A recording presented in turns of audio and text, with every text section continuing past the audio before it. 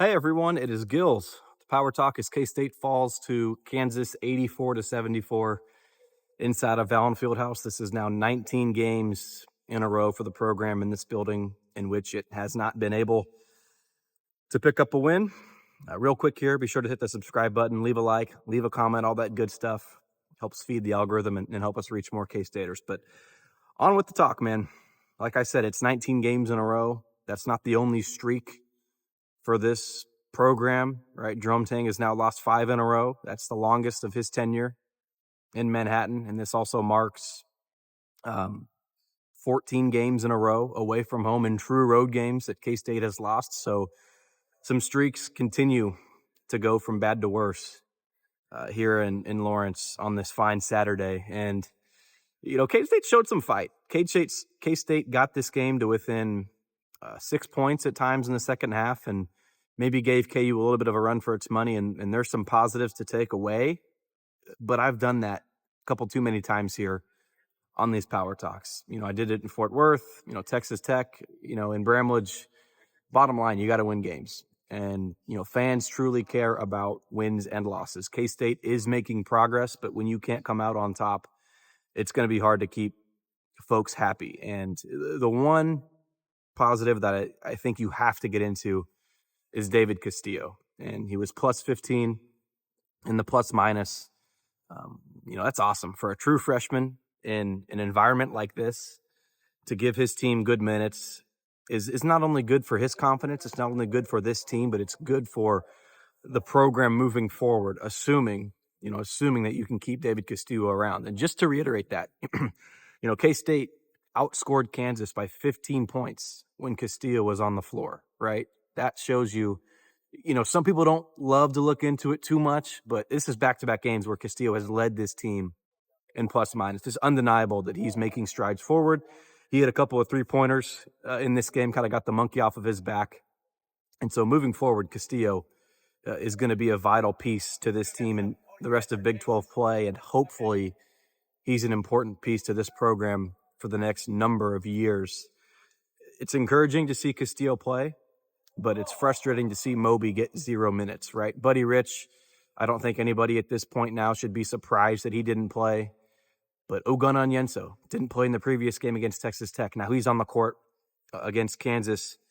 He plays 15 minutes, meaningful minutes, right? It's like it's hard for players to truly lock in game in and game out, whether they know they're going to see the court or not. It's hard to consistently get into that groove when you're not consistently on the court. And it's very easy, to say, be patient and ask for guys to work while they're waiting for their opportunity. It's easy to say that, but it's a lot harder for guys to just click together when they're in and out of the rotation seemingly every game. And that's maybe one of the more frustrating things, not just with this game, because I mentioned it with Moby and Ugo, kind of flip-flop from that Texas Tech game, but on the whole, on the whole season, right? You've got guys, Chora's off the team, Byfall's not involved in Big 12 play. Doug McDaniel's, he's back kind of in the rotation, I guess you could speak, after not playing in crunch time against Texas Tech. CJ Jones played 9 minutes in that game against Tech. Now he's back in inconsistently. And so it's the inconsistency really of the lineup, of the roster. And I think effort-wise, you got a really good effort from Kansas State in this game, but you don't know, you don't have enough guys that know how to play and win just in an atmosphere like this. Coleman Hawkins in the Big Ten, sure. Onyenso in the SEC last year, I'm sure he played in some tough environments, but you got a true freshman, Castillo. He played well, but this was his first time in a place like this. You've got, Max Jones and CJ Jones that come from sub 500 programs last year, and Doug McDaniel wins 8 games, albeit at Michigan in the Big Ten. Did Doug McDaniel ever win a lot of big games at Michigan? I doubt it. So that's kind of the problem. Is this was probably a culture shock for a lot of this team in front of a sold-out crowd in Allen Fieldhouse, right? Once they settled in, I'll give credit. K-State played well, but K-State got punched in the teeth here early on in Allen Fieldhouse. And then out of the gate for the second half, it was the same thing. K-State had to burn a timeout before the first media timeout. So you can't go down 14-0 and expect to win. I think we should have expected this team, though, to be just a little rattled, as it's full of newcomers. David Gassan's the only guy who's had meaningful minutes in this building before. And so should we have been, should we be upset by the start? Absolutely. K-State's got to be better. But should we have been surprised looking back at it? Probably not. With too many newcomers on this team, it's kind of a microcosm of the year. Early on, they couldn't gel together.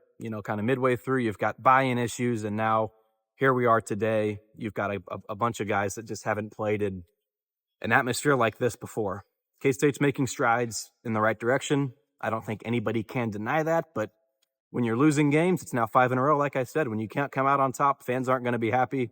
They deserve more. They demand more.